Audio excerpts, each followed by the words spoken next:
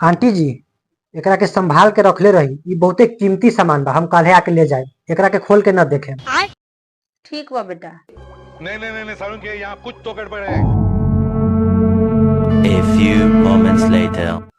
Aunty जी रउआ के कॉलेज जब सामान देले रहनी ना, वो हमरा के वापस दे दी। ठीक बा बेटा। हैला बेटा। बेटा तू तो कहले रहा कि एमे बड़ा कीमती सामान बा, लेकिन एमे तो हम खोल के देखली में राख रहे। आंटी जी रउआ खोल के एकरा के देख लेनी। हाँ। आंटी जी एकरा के घेट कटवा भूत रहलक ध लेली।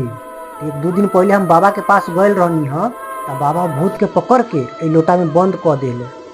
हमरा के कहलन कि ए लोटा के जे खोल के देखी ना, वो भूत ओकरे देह पर रही। गे माय तोरा हमरे घर दिखा लगा, हम ही देख ले रही थोपे लागी। आगे मोगी आ तोरो दिमाग न लो कि कहां के अथी लेके हमरा घर में थोप देले।